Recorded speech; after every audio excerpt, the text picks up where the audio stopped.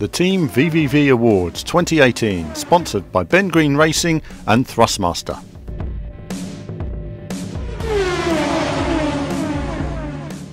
Hello viewers and welcome to more coverage of the Team VVV Awards 2018. It's the main week, of course, all the main games receiving their awards, and tonight we have the category for Best Bike Game. So of course I'm joined today by Martin.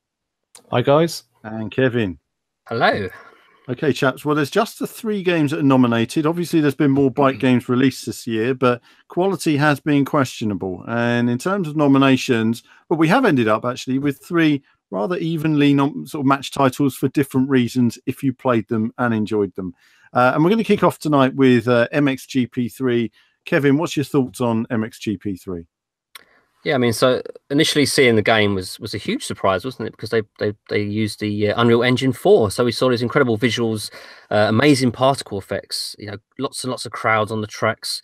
It just looks stunning, didn't it, when we first saw it? And you know, they certainly have brought the environments to life with the various trackside details, the crowds that has like flares going off, and there's a lot of attention to detail, not necessarily on the action itself, but around the action. So in that respect, it certainly was very impressive. Of course, the track deformation came back, which sort of largely went away in number 2, as we've said previously. So that was excellent to see. And of course, it did sort of fundamentally change the way you approach the game. With 2, I felt I could put the bike where I want to pretty much, pretty easily. But with number 3, it was very much a case of fighting against the ruts and the bumps in the dirt. So it was certainly was a different game to 2. Which was, a major step up, I would say, for Mxgp. And it makes me excited for the next game. Whereas with 2, perhaps it did sort of go backwards in some respects to the original. Yeah, I mean, Martin, you've played quite a bit of Mxgp 3 as well. What are your thoughts? Yeah, I mean, I'm basically echoing Kevin's thoughts here, to be honest. But yeah, I think it's the first game that really, I think it's the first game where Milestone really started to realize the potential a bit more.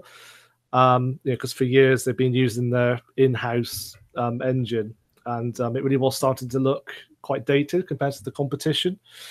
But yeah, Mxgp 3, they really stepped up their game. Visually, it looked more like a bigger budget title than before.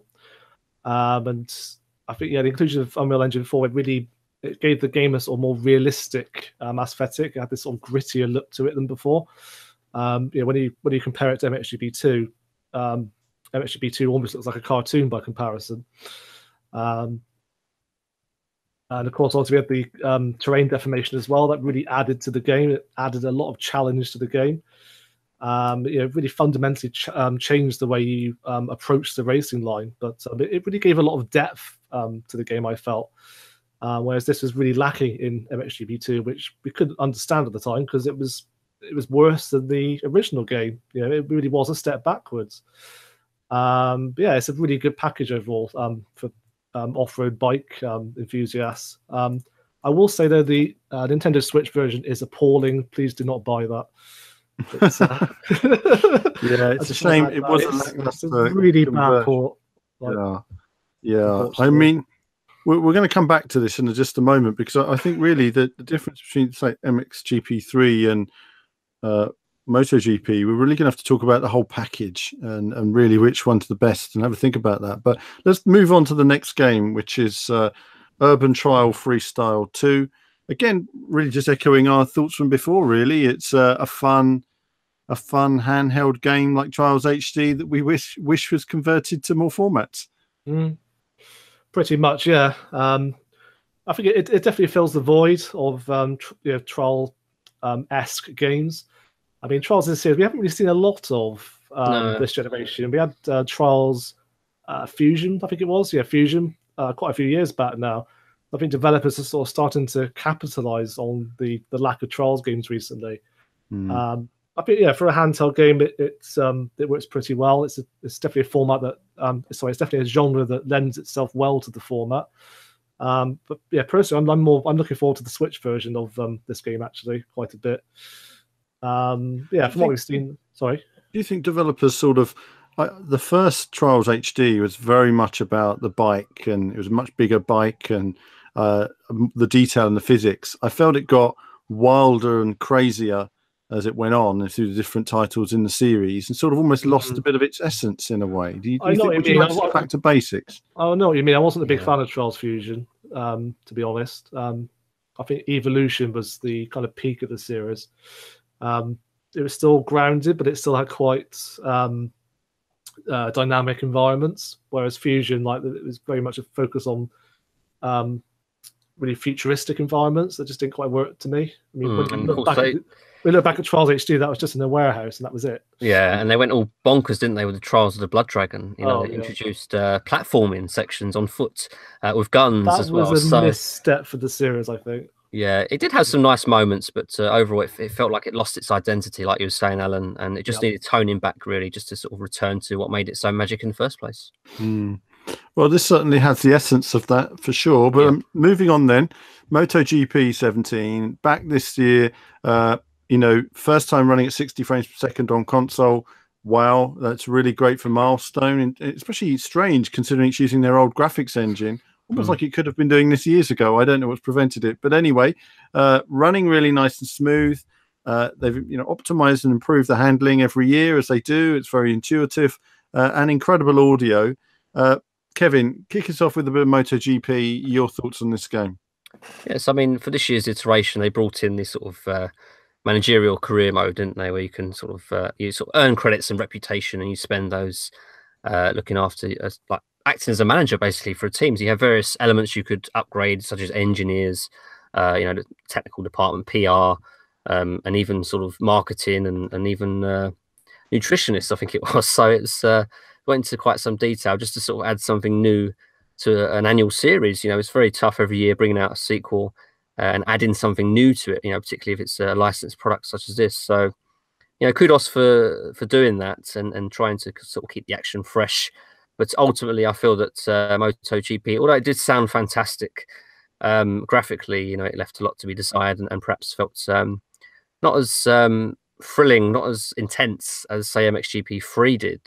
The MotoGP seemed more, more reserved. You didn't quite get that sort of sense of speed that perhaps you should in a MotoGP game. So in that respect, it was a little bit disappointing. But for me, MotoGP, where do you go from here? There's only so much you can do with these titles. So it'd be interesting to see if they sort of develop the managerial stuff for next year or not. But yeah, it is a tough one, though, isn't it, for a game such as this to remain fresh year after year. Martin, your thoughts on MotoGP? Rather mixed feelings, to be honest, about MotoGP 17. I think on one hand, it felt like a bit of a stopgap game. Because like we said, it doesn't have the Unreal Engine 4 graphics engine, which was old at the time because obviously it came after MXGP 3. So we had all these improvements in MXGP 3.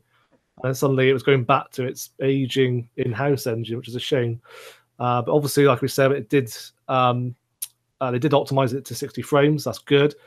I'm hoping it'll still be 60 frames this year when we'll inevitably see it running on Unreal Engine 4, but we'll see. I think the managerial career, I just didn't find it very engaging, to be honest. They just didn't have the depth of a dedicated management sim. You didn't really spend. I felt like you didn't spend that long in this mode, to be honest. It's just you just passed through a few menus, did a few options, and that was it.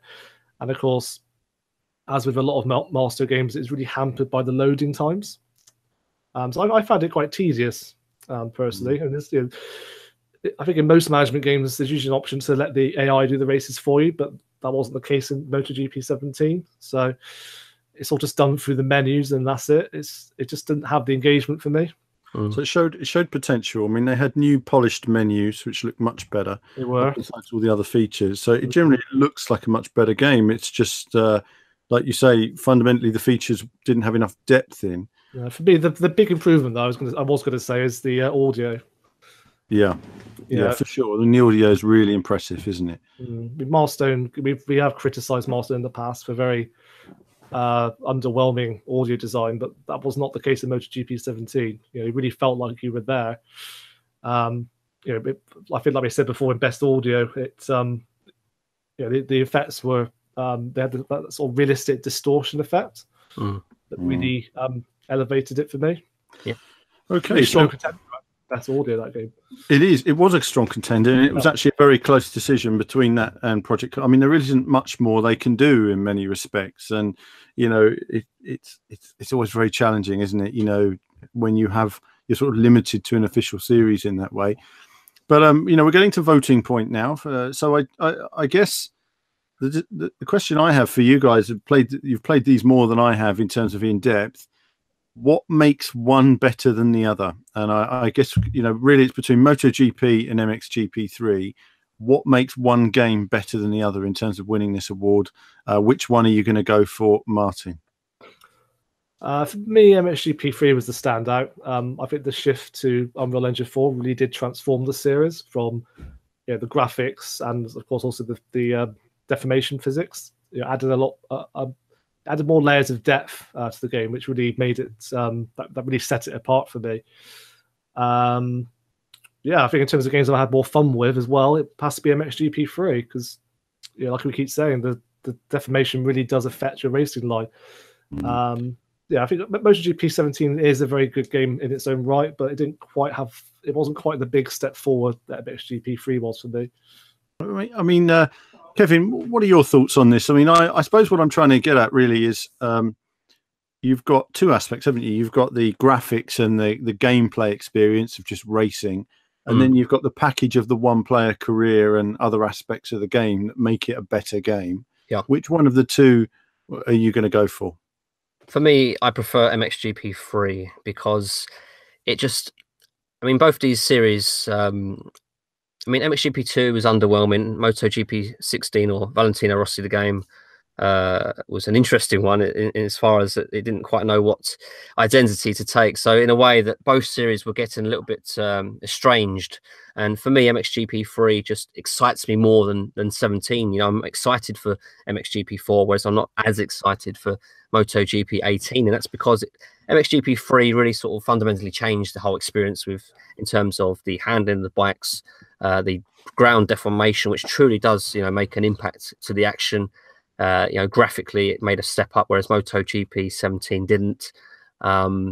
And just the general life of the environments and everything around it, it just brought it to life. And, it's exciting for me. I want to see Mxgp4 and I want to see where they go from here. But equally, it'd be interesting to see where they go with for MotoGP 18 as well. But it's going to be a tough one for Milestone. I don't really envy them right now because whatever they do, they have to add something new to each of these series. And it's going to be really tough because they're more or less annual releases. So, it's always difficult going up against a very tight time limit, sorry. And, but for me, Mxgp3, I had more fun with. I felt it more sort of revolutionized the series more than GP17. So, yeah, for me, it has to be Mxgp3. Okay, well, for me, obviously, I think Urban Trial Freestyle 2, it's a solid game and worthy of nomination. But really, when it comes down to it, it's between MotoGP and Mxgp3. I suppose my question for you guys really on the MotoGP was really about the one-player game, because the management mode was something they were pushing, but it seems like there wasn't much depth there. But there's real potential for it if they could make a lot more depth in terms of the management mode, especially when you look at something like Motorsport Manager, which is very interesting once you really get into it. Mxgp3 obviously has amazing tech, and from my perspective of playing the two, I enjoyed MotoGP, but it felt a bit dated. It felt like it does need that step forward in technology, and that next step, if you like. It felt it was smooth, it was polished, it did everything it needed to right, but there's still a lot of room for improvement there in terms of visuals, tech, and bringing those management elements further into the game. So in that sense, I think they've done as much as they can, but this year, but there's still room to improve next year. Mxgp3, I mean, I don't know I didn't really go through the one-player career like you guys did, but certainly from a playing perspective, if I see where you're coming from, I also had a lot of fun on Mxgp3, especially on the PC version, which runs at 60 frames. Nice. And I did enjoy it thoroughly. And and like you say, it was a big surprise last year in terms of the depth and the detail, the graphical elements. It really brought a lot of things together. Again, not perfect. There's a lot of room for improvement. But out of this category of just the three games, I guess I'll go with Mxgp3 as well. And that means our winner for Best Bike Game of 2018 of the Team VVV Awards is Mxgp3. So a surprise winner there. No one could have expected that Mxgp3 would have moved forward and won an award, especially after Mxgp2. Well done to Milestone, though obviously, as Martin has said, this doesn't refer to the Switch version. We'll just forget that, okay? So whatever you do, buy that, please.